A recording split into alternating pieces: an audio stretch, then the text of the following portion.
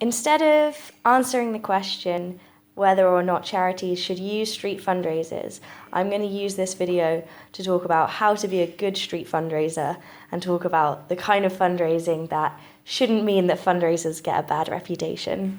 So, how to be a street fundraiser. Well, how to be a street fundraiser.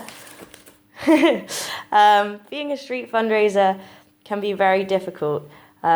Even if you start the job with the best intentions, you're quite likely to meet people on the street who say mean things to you, and that can make you feel bad. Yeah, like that. What doesn't help is that there is a lot of stories in the media about how annoying fundraisers are and how annoying chuggers are, and how they're just out to get your money and they haven't really got good intentions and they don't really want to do good things for charity at all. This can make it feel like the worst job in the world. However, bad press is the result of bad fundraising, and unfortunately bad fundraising has given fundraising a bad reputation, which it doesn't need to have.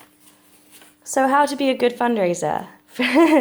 These are some top tips that I've picked up from my experience working as a street fundraiser, which altogether lasted about 6 months. I was quite good at fundraising. I got a lot of long-term donors and an award for being the best fundraiser of the week one day from Amnesty International. So yeah, these are some top tips about how to be good at fundraising.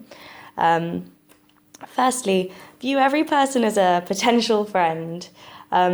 When you're on the street, the best way that you can approach people and for them to have a positive response to what you're trying to say to them is for you to genuinely go into that interaction, not seeking to get anything out of them like a donation, but just seeking to learn more about them, to learn interesting things about them, to see what they have to tell you about the world.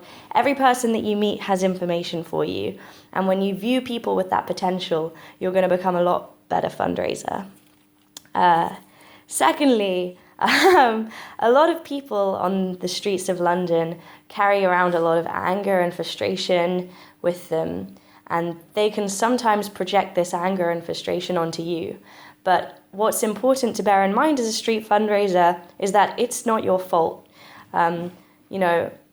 100 million factors might have gone into that person's mood today, and it's just 100% not you sitting there smiling on the street and trying to get some money out of them for charity.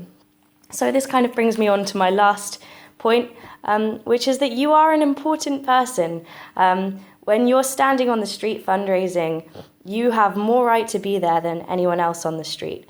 That's why I've drawn you above everyone else.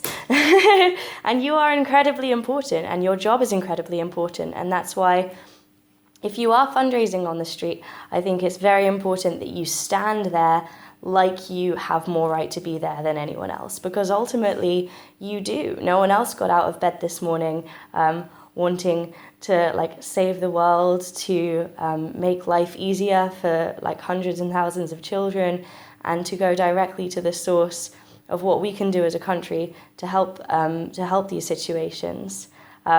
So yeah, it's important to remember that you're important, and that's how you become a good fundraiser. Awesome.